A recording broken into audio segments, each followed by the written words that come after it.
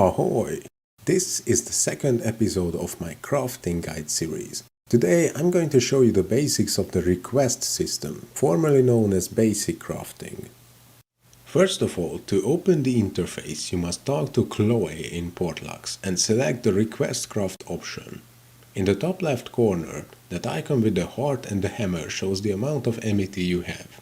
Those blue categories under that contain the recipes. The number in their names indicate how much MET you need to start crafting in that category.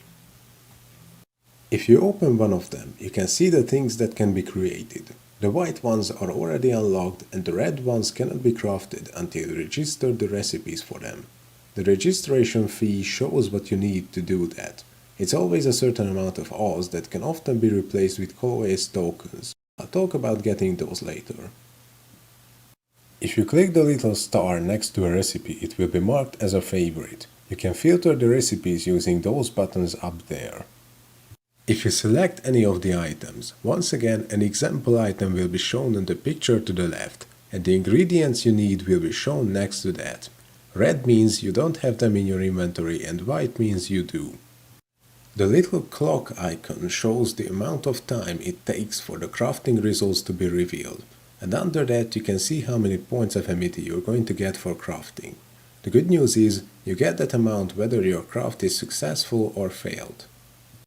To start crafting, press the request button if you have the required items in your inventory. That occupies a slot on the right. Normally you have 2 slots, but if you have Platinum Premium Service or Blessing Bleed Plus, you can unlock more slots. The Request All button fills all of those slots, as long as you have the components on you. If the crafting time is over, you'll see if the result is a success or a fail on the right. To clear that slot, press the Complete button, or the Complete All to clear all of the slots. In case of a success, the item is moved to your inventory, otherwise you can just try again. If you're attempting to craft tons of stuff, just tick the repeat box and it will automatically keep crafting the item until you run out of materials or inventory space. The good news compared to equipment crafting is that there is no such thing as energy. You can keep crafting all day long if you want. Also, the success rate is fixed for every item. And one more point is that you don't have to pay anything to progress once you reach the next category.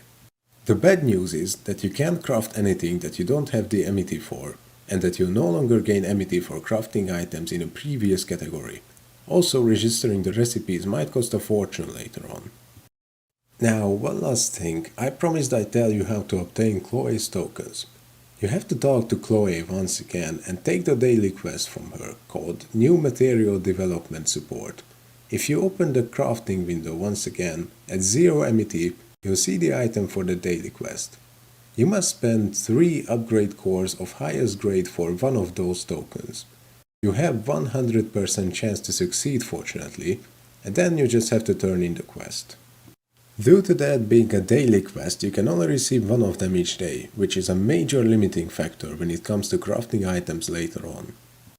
Well, I believe this is all you need to know to begin crafting. In the next episode, I'll focus on tips on how to progress with crafting, to increase your MET the cheapest possible way, and to highlight some useful or profitable recipes. See you soon!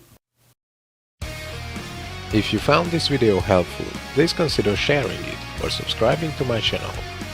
Ahoy!